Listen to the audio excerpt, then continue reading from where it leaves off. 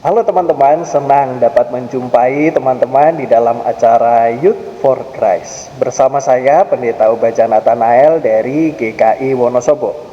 Bagaimana kabarnya hari ini? Kiranya teman-teman berbahagia ya. Renungan kita kali ini ditulis oleh Pendeta Ayub Sektianto. Renungan ini berjudul Cuma Bisa Mendoakan, yang didasarkan pada Mazmur pasal 72 ayat 1-7 dan ayat 18 sampai 19. Sebelum merenungkan firman Tuhan, mari kita berdoa. Ya Tuhan yang kami kenal dan kami sembah di dalam Yesus Kristus, terima kasih untuk penyertaan Tuhan di sepanjang kehidupan kami. Tuhan, saat ini kami akan merenungkan firman-Mu. Bukalah hati dan pikiran kami, sehingga kami dapat menerima firman Tuhan dengan baik. Terima kasih ya Tuhan, di dalam nama Tuhan Yesus kami berdoa. Amin.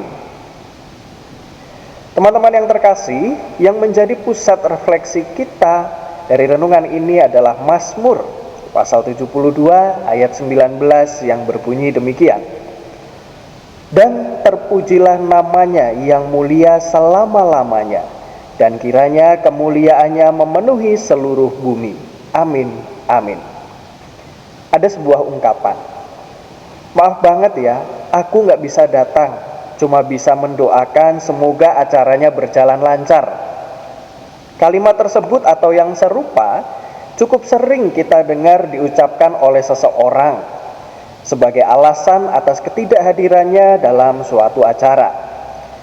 Sekilas kalimat ini terdengar wajar, bahkan mungkin sudah dianggap sebagai salah satu bentuk sopan santun untuk meminta izin.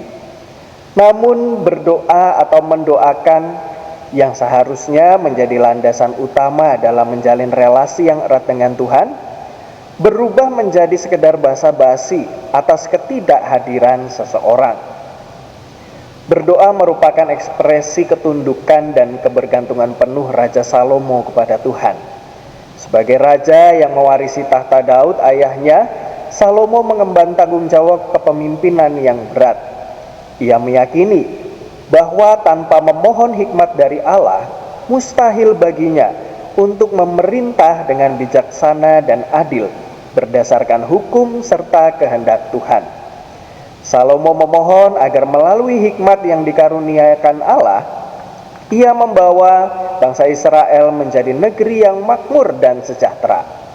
Ia berdoa agar selama masa pemerintahannya, hikmat, kebijaksanaan, dan keadilan itu terus melekat dan diwujudkan dari waktu ke waktu.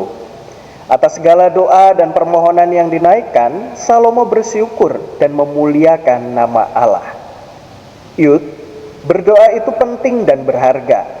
Berdoa bukan sekedar cuma atau hanya.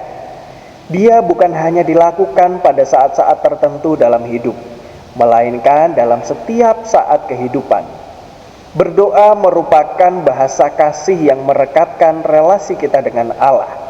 Sebagai disiplin rohani, doa perlu dibiasakan, sekaligus dinaikkan dengan sungguh-sungguh. Teman-teman yang terkasih, untuk menutup renungan kita hari ini, mari berdoa. Ya Tuhan, ajar kami untuk selalu dekat dengan Tuhan. Ingatkan kami untuk selalu menjalin relasi dengan Tuhan. Dan kiranya setiap doa, permohonan, dan ungkapan syukur yang kami ungkapkan kepada Tuhan, itu semua adalah ketulusan kami dan kesungguhan kami. Kami ingin selalu dekat dengan Tuhan. Terima kasih ya Tuhan. Kami akan melanjutkan aktivitas kami. Kiranya Tuhan yang memimpin, memberikan kami hikmat dan menuntun kami. Terima kasih Tuhan, di dalam nama Tuhan kami Yesus Kristus kami berdoa. Amin.